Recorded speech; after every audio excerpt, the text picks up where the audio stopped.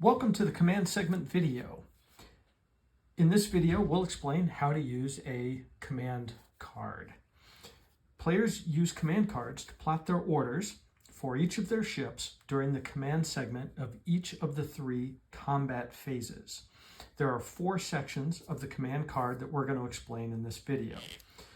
They are the helm section, the sublight drive section, the shield section, and the sensor section of the command card. As a quick reference, during each combat phase, the command segment is the first segment of each phase. And this is where you plot your navigation orders on your command card. Players will also set up their battery usage and allocate their sensor points, and we'll go over each of those. Okay, next we're going to talk about the helm portion of the command card.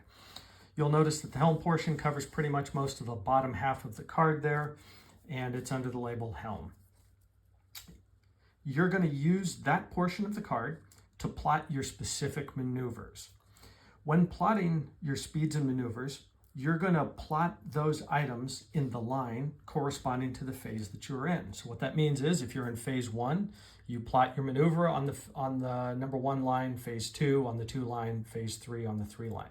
Same goes over here when you start plotting your speeds. You would set your speeds here on the 1 line, the 2 line, or the 3 line, depending on the phase that you're currently in. So to plot a specific maneuver, all you do is you come over here, and you'll note that you've got a straight arrow. That just represents moving your ship straight for that phase. All the maneuvers listed over here to the left are left-turning maneuvers. All the maneuvers over here to the right essentially are right-turning maneuvers. You can only pick 1 maneuver per phase. So for my maneuver, if I choose to do a standard left turn, I come over here to the left side, find the standard, and I simply fill in that box for phase 1. And that would be my chosen maneuver for the first phase. Specific maneuvers and exactly how to do them are going to be covered in the basic and advanced maneuver videos coming up next. Okay, next let's talk about how to change speed in StarForce Commander. As you can see here, we have our command card and we've got our ship form. Changing speed begins during resource allocation. Notice here on this ship, we have the acceleration-deceleration line. This represents how many acceleration points you can use. And by acceleration point, 1 acceleration point can allow you to increase your speed by 1 or decrease your speed by 1. So understand when I say acceleration point, I mean an increase or a decrease, the ability to increase or decrease your speed by 1. So as we see here, this ship has a filled-in green circle with the number 1 next to it.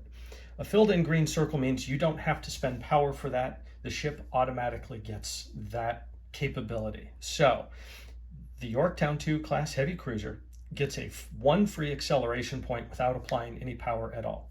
And that point can be spent during any of the 3 phases of the round, but you can only use 1 acceleration point per round for free in this.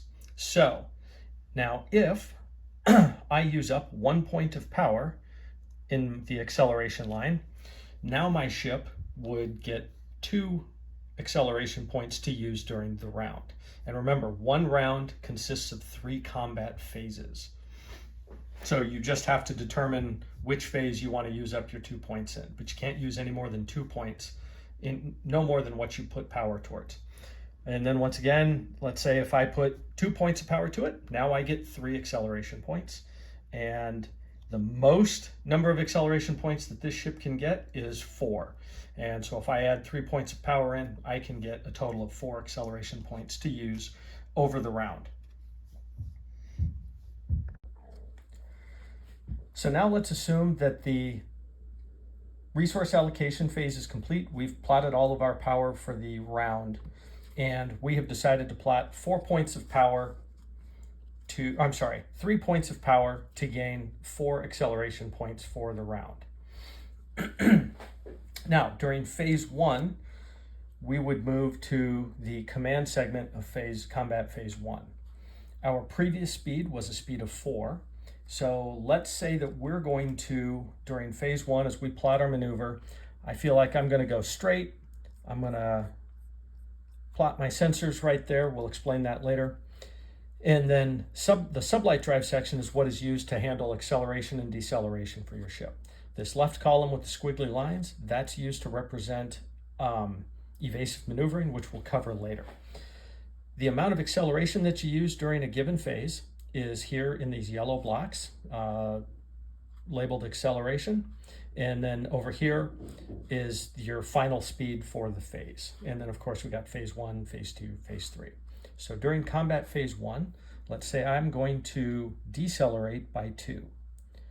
So I would put a -2 there, and that uses up 2 acceleration points.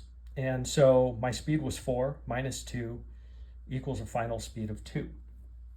So now, once I have completed my movement plot, I turn my card over and then wait for everybody else to finish. And then during the navigation segment, we would go ahead and reveal our maneuvers and move the ships.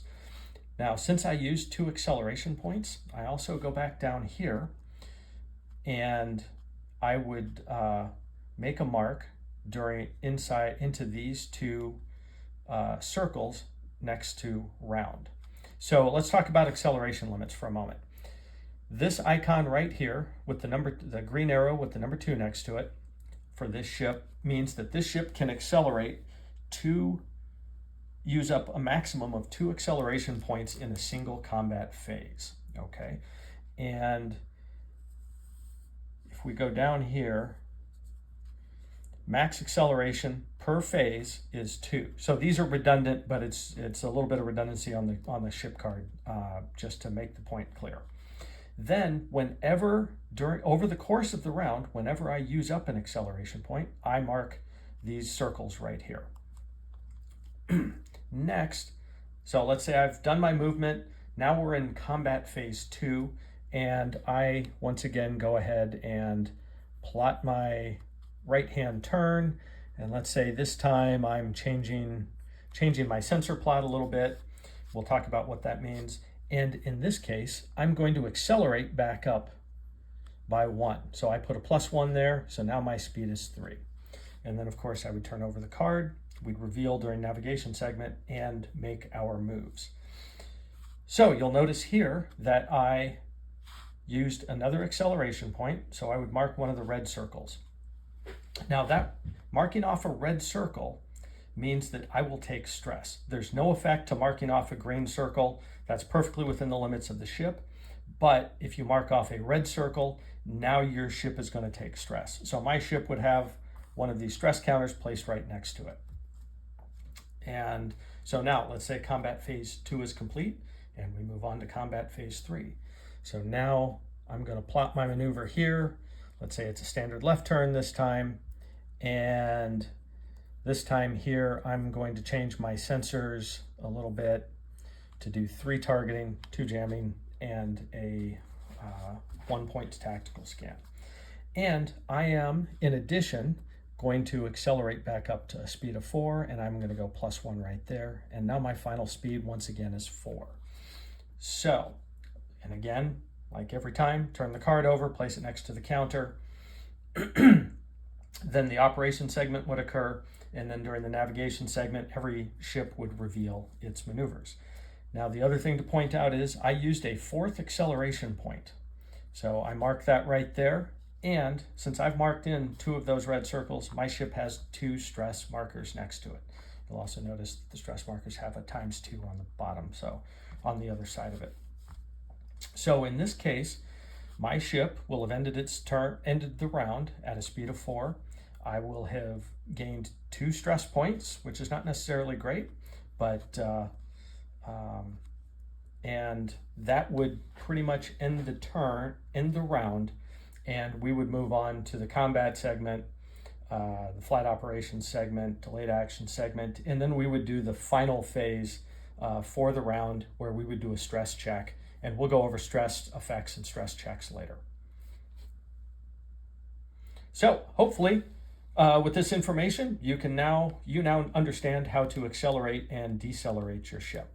One thing to point out, in theory, my ship could have just as easily slowed to speed 2, and then I could have gone -1 here, down to a speed of 1, -1 again, down to a speed of 0. Or it's also entirely possible, let's say my final speed from the previous turn had been 2, in which case, and if I did the same deceleration with the intent of going in reverse, I could then, if I was at a speed of 2, slow down to 2, I would slow to speed 0. Then next, my speed would be -1, which would signify reverse movement. And then if I decelerated one more time, now my speed would be -2, which means I would be moving 2 in reverse by the end of the turn, by the end of the round. But the stress effects are the same. I still used up 4 acceleration points right here, and so I would still be taking 2 stress for that maneuver. Okay, so there's one final thing to talk about, and that is the shields. Your command card can be used to track the shields, any shield that is up or down. So in this case, you'll see I have lowered the left side or the port side shield, so I would just mark that in.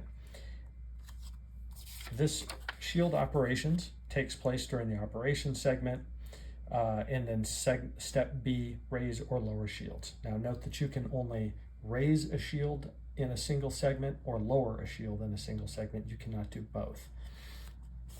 And that can be done for perhaps scenario purposes, or perhaps to use your matter energy transporters during a given segment. When shields are lowered, they are lowered until the next, they will remain lowered until the next operation segment, when you have the option to go ahead and raise the shield. So that's about it. That covers the command segment and acceleration and deceleration details.